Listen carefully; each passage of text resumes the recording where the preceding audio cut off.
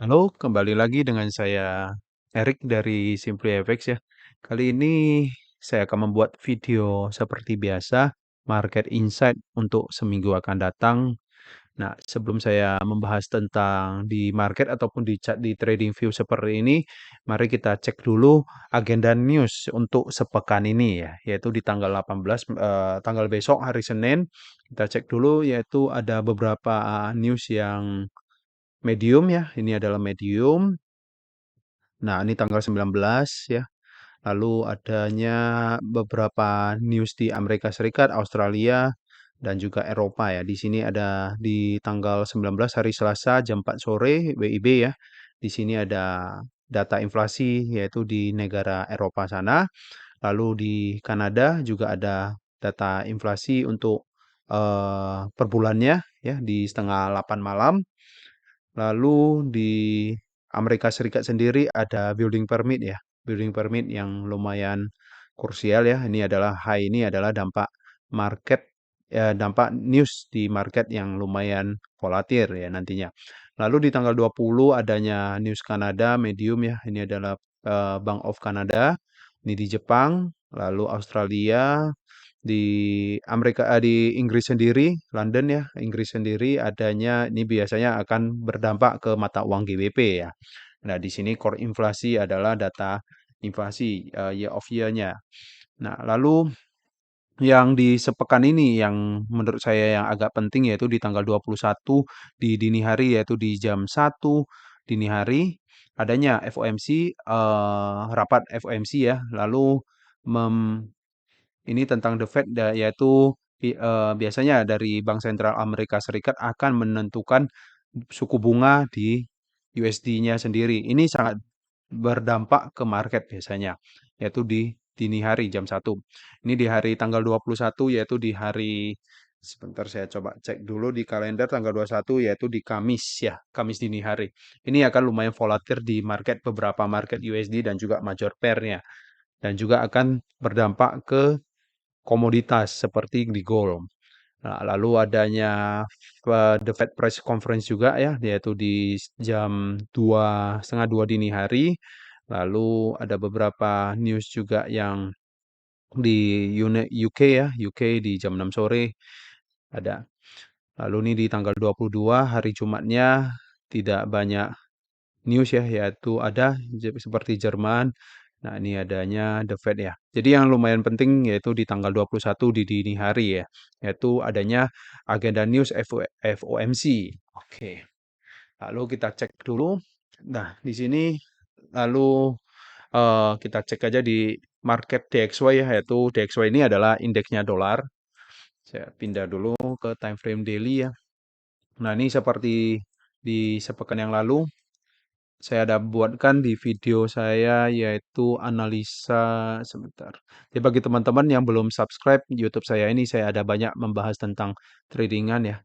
Nah, di tanggal 29 Agustus ya, saya ada analisa market major pair dan juga ada satu cross pair yaitu DXY.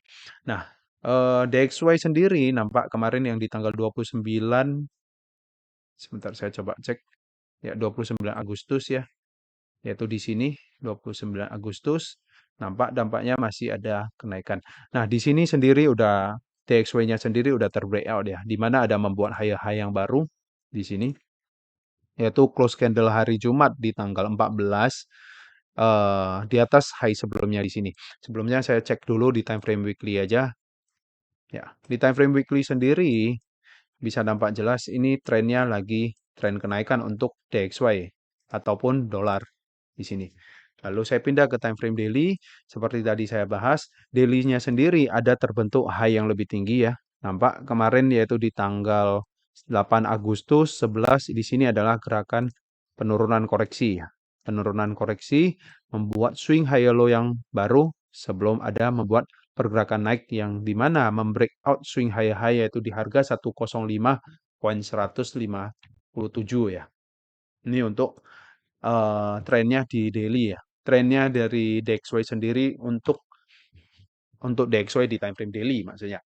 Nah, nampak jelas kemarin membreakout lalu retest sedikit di area yang sebelumnya resisten menjadi zona support Dia breakout, retest, lalu ada kenaikan.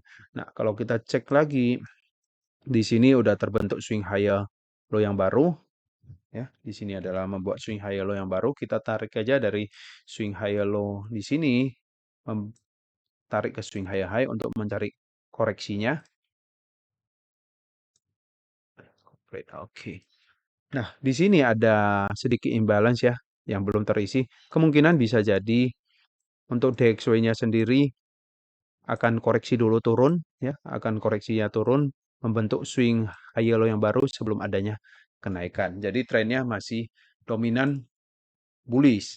Nah, berhubung karena nanti hari Kamis dini hari adanya news FOMC, bisa jadi akan adanya sideways, pergerakan market yang akan sideways, di mana artinya para pelaku pasar biasanya akan menunggu agenda news tersebut terjadi, antara membuat sentimen negatif di pasar untuk DXY-nya ataupun dolar, dengan arti kata sentimen negatif artinya data dari suku bunga Amerika Serikat ya, yaitu dolar, biasanya akan membuat dampak negatif ataupun positif. Jika kalau membuat dampak negatif, maka akan menjadi koreksinya. Tetapi jika kalau dampaknya positif, akan membuat penguatan di DXY-nya. Ini untuk DXY perspektif saya di DXY ya. Jadi trennya masih kenaikan. Lalu untuk Australian dollar ya, major pair berikutnya yaitu di Australian dollar. Untuk Australian dollar sendiri seperti kemarin-kemarin saya bahas, trennya lagi benar-benar penurunan ya saat ini. Nampak di sini kemarin udah kebentuk low yang lebih rendah ya, low yang ini lebih rendah dari low sebelumnya. Sempat sideways lumayan lama ya di tanggal 6 September, lalu ada sideways, lalu ada kenaikan koreksi, lalu close candle hari Jumatnya lumayan bearish. Bisa jadi akan adanya penurunan. Ini untuk AUD USD. Saya akan cek lagi di time frame H4-nya sendiri gimana. Di time frame H4 sendiri nampak jelas kemarin dia ada impulsif ya, gerakan impulsif yang di sini. Lalu sempat koreksi naik ya. Pas tepat banget ke area di supply di H4 yang di sini. Harga tersentuh lalu adanya reaksi pasar membuat penurunan. Nah, bisa jadi akan adanya melanjutkan tren penurunannya, yaitu mengejar paling nggak setidaknya sampai ke low yang sebelumnya, yaitu di harga 0,63660. Jadi bagi teman-teman kalau misalnya ada yang sell Australian dollar di hari Jumat, di hold aja, kemungkinan akan dominan melanjutkan tren penurunannya. Ini untuk AUD USD. Lalu major pair berikutnya untuk GBP USD gimana?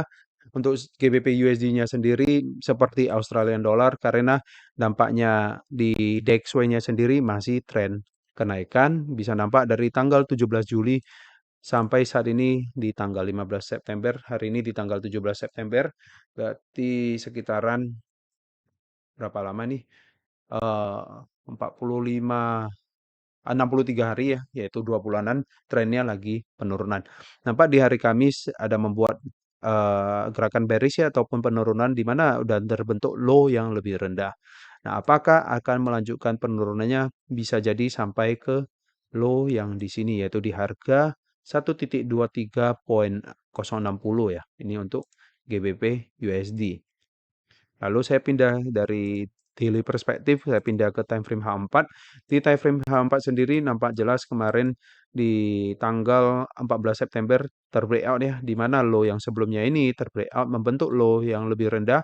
Adanya gerakan koreksi, retest kembali tepat banget dengan zona support sebelumnya yang menjadi zona resistan, lalu ada melanjutkan penurunannya kembali. Nah, jadi di sini juga adanya area imbalance ya, bisa jadi nantinya adanya news FOMC bisa jadi akan koreksi dulu ya, koreksi dulu turun, koreksi dulu naik ke atas ya maksudnya. Koreksi itu ke atas dulu, lalu ngedrop kembali kejar ke low daily yaitu yang di harga 1.23.140. Jadi akan saya cek dulu di 2-3 hari kemudian berhubung karena adanya agenda news FOMC ya di hari Kamis dini hari. Nah, di sini ada imbalance juga ya yang belum terisi. Oke, ini untuk GBP USD. Lalu untuk USD Kanada sendiri gimana? USD Kanada kita cek aja dari daily. Di daily kemarin di tanggal 7 September adanya penurunan ya. Ada penurunan. Harga saat ini lagi tertahan di high low yang di sini. Lalu close candle hari Jumatnya tidak begitu signifikan adanya bearish ataupun bullish ya. Nampak lebih ke sideways. Saya pindah ke time frame H4 sendiri. Di time frame H4 sendiri adanya kenaikan ya kemarin di tanggal hari Jumat tanggal 15 adanya kenaikan ya. Kenapa? Karena wajar di area sini adanya zona support sebelumnya yaitu di daily ya. Ini adalah zona support sebelumnya. Harga respect ya ataupun ada reaksi di pasar di USD Kanada dengan area zona support di sini lalu naik ya tertahan di area yang sebelumnya support menjadi resistan ya di sini saya kasih warna merah lalu adanya penurunan lagi kembali jadi lebih ke saat ini lebih ke market sideways lagi ke market sideways. Nah, kalau di daily-nya lagi kenaikan, jika kalau ada ke breakout ya di atas ini nantinya akan ter-breakout zona yang di sini yaitu di harga 1.35.470 ya.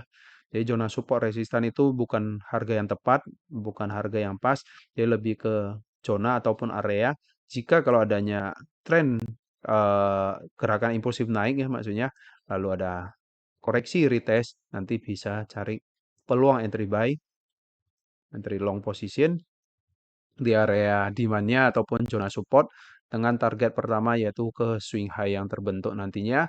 Nah, tetapi jika kalau mampu nge-breakout zona high yang ini akan ada potensi menjadi swing trade yaitu mengejar high day daily ya yaitu di harga 1.36.900-an. Karena berhubung daily-nya untuk DXY lagi dominan bullish.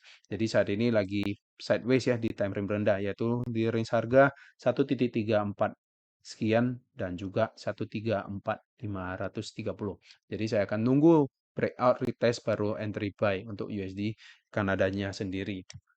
Lalu untuk Euro USD sendiri gimana?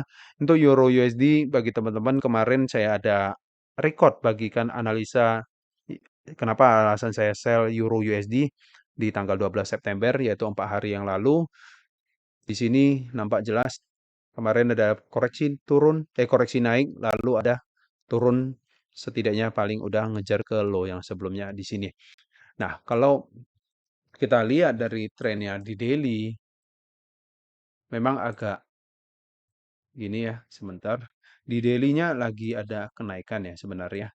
Di sini harga ada tersentuh di high low sebelumnya. Nampak di sini adalah high daily, ada penurunan sejak tanggal 17 Juli turun ya. Nah, kemungkinan bisa jadi akan dominan turun dulu ya ataupun mau ngejar ke zona demand yang di bawah sini. Lalu saya pindah ke time frame H4 sendiri. Di time frame H4 ataupun H4 ke bawah di time frame H1 ya ataupun M30 trennya saat ini lagi dominan bearish ya. Apalagi didukung dengan DXY-nya sendiri lagi dominan bullish, maka untuk market Euro USD sendiri akan berdampak bearish, melanjutkan tren penurunannya. Nah, untuk saat ini di pergerakan di hari Jumat ya, lebih dominan sideways mengarah koreksi naik ke atas karena berhubung di hari kapan ini di hari Kamis yang lalu tanggal 14 di sini ada membuat gerakan impulsif yang turun ya di mana adanya imbalance ya meninggalkan imbalance. Jadi bagi teman-teman jika kalau yang belum paham tentang apa itu imbalance bisa cek di video saya di sini ya adanya tentang imbalance ya. Jadi bisa teman-teman ngecek di area sini, di video YouTube saya ini. Nah, nampak saat ini lagi fase koreksi ya. Kemungkinan bisa jadi harga akan naik dulu koreksi ke atas sebelum membuat swing low high yang baru. Karena apa? Di sini udah terbentuk low low yang baru ya. Low ini lebih rendah dari low sebelumnya yang terbreakout yang di sini. Artinya di sini yaitu di harga 1.07.680 ini adalah valid membuat swing low high di H4 ya. Ini adalah low high di H4. Jadi kalau kita tarik Fibonacci dari swing low high di atas ini ke tarik swing low low, nah, area golden retracement yaitu di harga 1.07200-an berdekatan dengan area imbalance dan juga di sini ada zona supply ya. Di sini ada zona supply di time frame H4. Jadi jika kalau harga ada koreksi naik kembali ke area tersebut, bisa cari peluang entry sell lebih dominan intraday ya di sini. Karena ikutin tren di H4-nya sendiri. Untuk stop loss disesuaikan aja ya dengan trading plan masing-masing. Untuk targetnya yaitu kemana? Yaitu ngejar ke low sebelumnya di sini. Jadi analisa ini mirip jelas banget dengan seperti yang kemarin 4 hari yang lalu saya bagikan. Kenapa saya ada entry sell untuk Euro USD. Jadi trennya masih dominan bearish ya untuk Euro USD. Sebentar. Oke. Lalu untuk market berikutnya ada GBP Australian Dollar ya.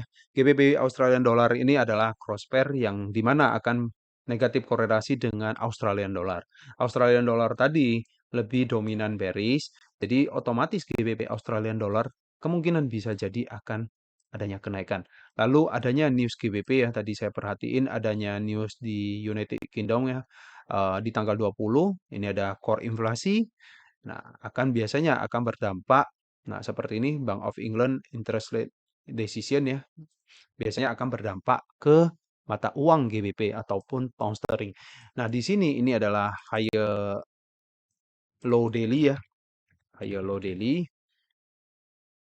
Lalu di atas ini adalah high high daily.